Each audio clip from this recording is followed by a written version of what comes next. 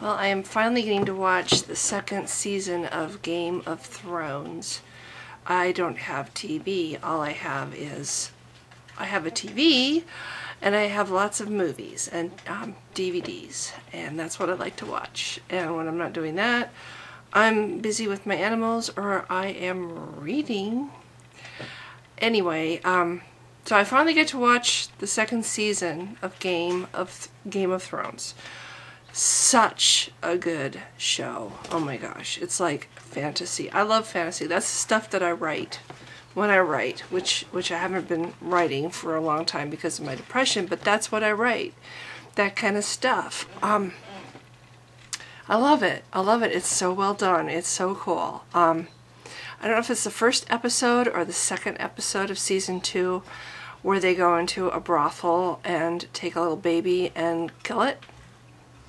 And it's a bit of a loathsome thing, and pretty much every character in the show that hears about it is pretty disgusted that anybody would do that. And it's a sad scene because these soldiers kill this little baby. And yet, take that scene and multiply it, you know. I don't even know how many babies the God of the Old Testament killed or commanded to have killed. You know, the woman, Jeffrey's mother. Actually, no, it's Jeffrey himself who commanded this murder of this little baby. You know, he seems like a real sleazeball character anyway. You just want this guy to die. He's just horrible. But he's commanded one baby to be killed. How many does God command in the Old Testament? How many babies, children and infants, and pregnant women cut open with swords does the God of the Old Testament command to have this done? You know, it's like, and that's not even counting the times that he commits genocide himself, like the Great Flood.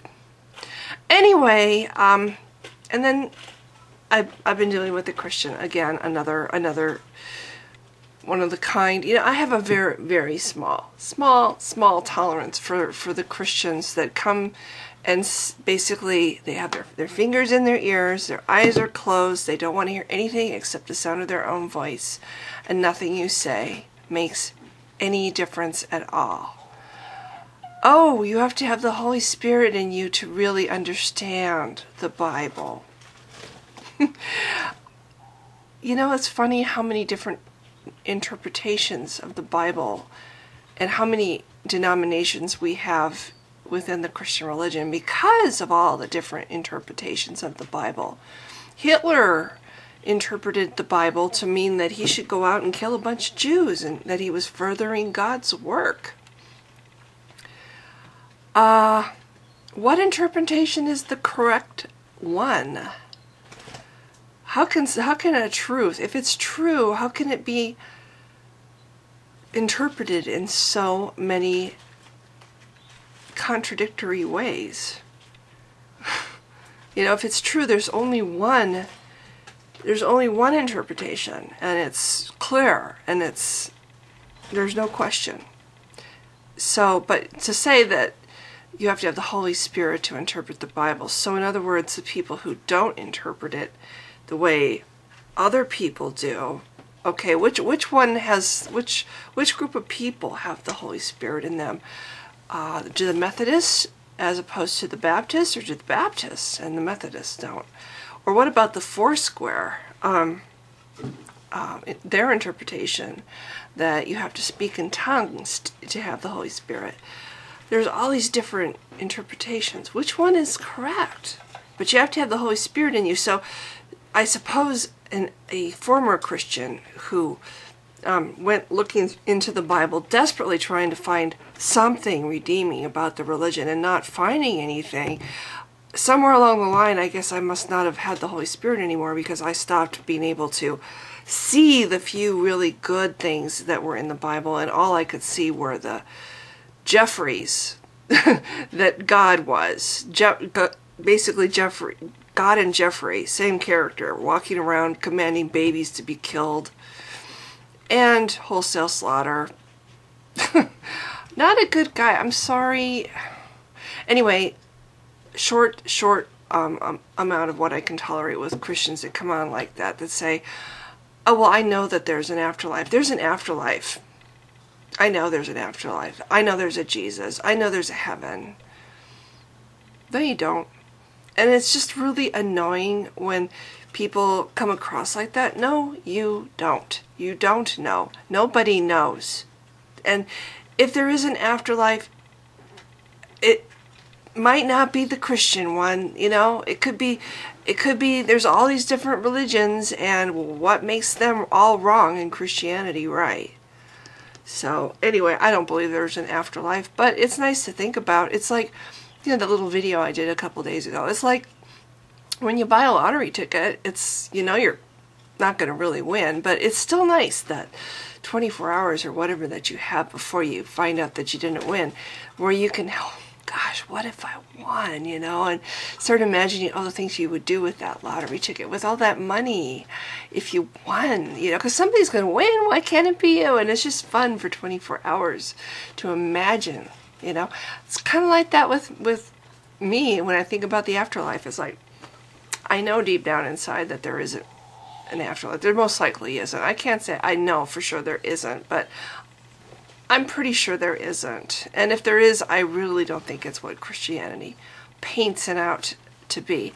But in the meantime, I still like to imagine what it would be like if every wish that I had could come true. And, you know, and what would my afterlife be like? Well, it would be all these things, and that's why I made the video. But it would be the same thing as if I made a video about what would I do with all that money if I won the lottery, you know. It would be actually a really fun video to make, you know. But anyway, so that's it. And it's just the arrogance. And then what's so funny is the Christians that tell atheists that they're arrogant, prideful, arrogant atheists are the very ones that say, I know there's an afterlife.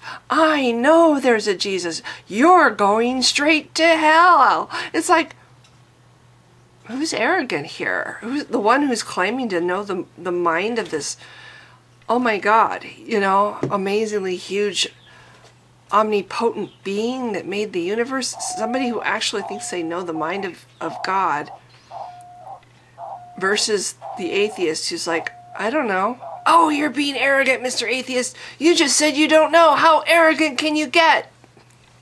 Anyway, so that's all. I just wanted to say, I don't like blocking people, but when somebody is on my channel and basically having that attitude where you're not having a nice, natural, normal conversation with them, you say something and they come back and say the same thing, you know, it's like, nothing you say, it doesn't penetrate at all. It's like, I'm sorry, but I have a very short tolerance level for that. There's plenty of places on YouTube and Facebook and all over the internet to go preach and act like you know everything, even though you don't. I am not going to let my YouTube channel be another mission field for some Christians who think that it's their job to tell atheists how silly and stupid and arrogant we are. I think of anything, atheists are very humble. The fact that we acknowledge that we don't know, you know. Anyway, I don't want this one to get too long. I just wanted to say, don't like blocking people. I have blocked, I don't know, maybe about 5 people in the last year or so because I have such a short tolerance for people that want to come and not listen to what the other guy says. They just want to come and say their stuff, preach their little message, and tell everybody else how stupid and arrogant they are. And I'm sorry, but the ones saying they know the mind of God, my opinion, that takes serious arrogance. So anyway, thanks for listening. Bye.